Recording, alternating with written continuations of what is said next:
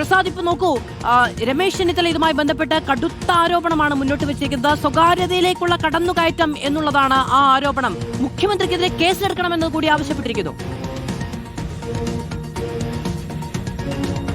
അത് ഗുരുതരമായ ആരോപണം തന്നെയാണ് മാധു. പ്രതിപക്ഷ നേതാക്കൾ ഒന്നടങ്കം ഉന്നയിക്കുന്നത്. രമേശ് ചെന്നിത്തലയും ഇന്ന് കുറച്ച് കടത്തുകൂടി പറഞ്ഞ് കേസെടുക്കണം എന്ന ആവശ്യം മുന്നോട്ട് വെക്കുകയാണ്. ഇത് ഡാറ്റ ചോർത്തലാണ്, സ്വകാര്യതയിലേക്കുള്ള കടന്നുകയറ്റമാണ് എന്നുള്ളതാണ് പ്രധാനമായും പ്രതിപക്ഷം മുന്നോട്ട് വയ്ക്കുന്നത്. മാധു, ഇതിലൊരു പ്രശ്നമുള്ളത്, ഇത് DA കുടിശ്ശിക കിട്ടിയ അധ്യാപക അതല്ലെങ്കിൽ ഉദ്യോഗസ്ഥർക്ക് മാത്രമല്ല ഇത് വന്നിരിക്കുന്നത് എന്നുള്ളതാണ്.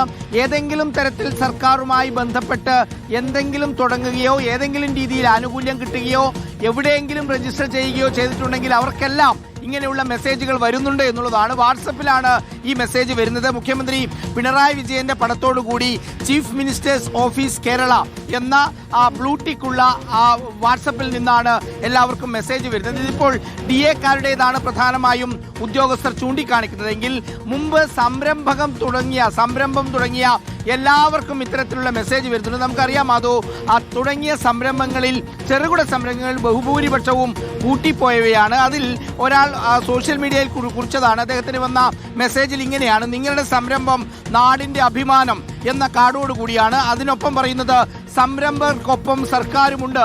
അദ്ദേഹം കളിയാക്കി പറയുന്നത് സംരംഭം തുടങ്ങി അധികം നാൾ കഴിയുന്നതിന് മുമ്പ് തന്നെ ആ സംരംഭം പൂട്ടിപ്പോവുകയും ചെയ്തു. പക്ഷേ പൂട്ടിപ്പോയ സംരംഭത്തെക്കുറിച്ച് സർക്കാർ അറിയുന്നില്ല. അവർക്കും ഈ മെസ്സേജ് പോവുകയാണ്: നിങ്ങളുടെ സംരംഭം സർക്കാരിനും നാടിനും അഭിമാനമാണ് എന്ന് പറഞ്ഞ്. മാത്രവുമല്ല, ഇനിയിപ്പോൾ പെൻഷൻ വാങ്ങിക്കുന്നവരുടെ കയ്യിലേക്ക്, മറ്റേതെങ്കിലും തരത്തിൽ സർക്കാരിൽ നിന്ന് ആനുകൂല്യം കിട്ടുന്നവരുടെ കയ്യിലേക്ക് ഈ മെസ്സേജുകൾ പോകുമ്പോൾ ഇത് പ്രതിപക്ഷം പ്രധാനപ്പെട്ട രാഷ്ട്രീയ ആയുധമാക്കി ഉയർത്തുമെന്ന കാര്യം ഉറപ്പാണ്. അതിൽ ഏറെ പ്രധാനപ്പെട്ടത് അധ്യാപകരുടെയും ജീവനക്കാരുടെയുമാണ്.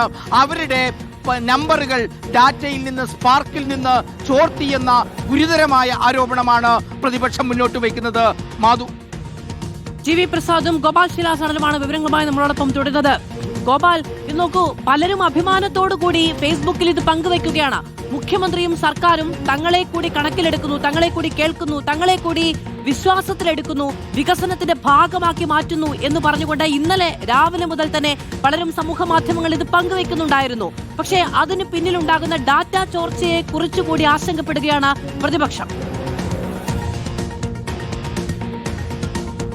അത് തീർച്ചയായിട്ടും മാധു, ഇതിൽ അവർ പ്രധാനമായും ചോദിക്കുന്നത്, ഇത് വന്നിരിക്കുന്നത് മുഖ്യമന്ത്രിയുടെ ചിത്രം വെച്ച ഒരു വെരിഫൈഡ് അക്കൗണ്ടിൽ നിന്നാണ്. ചീഫ് മിനിസ്റ്റർ ഓഫ് കേരള എന്ന ടാഗ് ലൈനോടുകൂടിയാണ് ഈ മെസ്സേജ് വരുന്നത്. ആ മെസ്സേജിൽ ഓരോ ഉദ്യോഗസ്ഥരുടെയും പേരെടുത്തു പറഞ്ഞുകൊണ്ടാണ് ഇത്തരത്തിൽ സന്ദേശം ആരംഭിക്കുന്നത് എന്നതാണ്. ശ്രീ, ഇപ്പോൾ ഒരു ഉദ്യോഗസ്ഥന്റെ പേരെന്താണോ ആ പേര് എന്നതിന് ശേഷം താഴേക്കാണ് ബാക്കി DA-യും അടക്കമുള്ള ഓരോ നേട്ടങ്ങളും അവതരിപ്പിച്ചുകൊണ്ടുള്ള മെസ്സേജ് തുടർന്നു പോകുന്നത്. അതെങ്ങനെ ഒരു ഉദ്യോഗസ്ഥ നമ്പർ കിട്ടുന്നു, ആ നമ്പറിന്റെ ഉടമസ്ഥനാര് എന്ന സകല വിവരങ്ങളും, ഏത് ഡിപ്പാർട്ട്മെന്റിൽ ജോലി ചെയ്യുന്നു, എവിടെയാണ് ജോലി ചെയ്യുന്നത് എന്ന അടക്കമുള്ള എല്ലാ വിവരങ്ങളും എങ്ങനെയാണ് ഒരു സംവിധാനത്തിലേക്ക്, ഒരു പൊതു സംവിധാനത്തിലേക്ക്, ഏകീകൃത സംവിധാനത്തിലേക്ക് പോകുന്നത് എന്നതാണ് ഈ അധ്യാപകരും ഉദ്യോഗസ്ഥരും ചോദിക്കുന്നത്. കാരണം സ്പാർക്കിലെ ഡേറ്റ എന്ന് പറയുന്നത് ശമ്പള വിതരണവുമായി ബന്ധപ്പെട്ട ഏറ്റവും രഹസ്യമായിട്ടുള്ള, ഏറ്റവും സുരക്ഷിതമായി സൂക്ഷിക്കപ്പെടുന്ന ഒരു ഡേറ്റ ബാങ്കാണ്. ആ ഡേറ്റ ബാങ്കിൽ നിന്ന് ഈസിയായി, വളരെ സുലഭമായി IT വകുപ്പിലേക്ക് ഇത്തരത്തിൽ മുഴുവൻ ഡേറ്റയും എല്ലാ സർക്കാർ ജീവനക്കാർക്കും,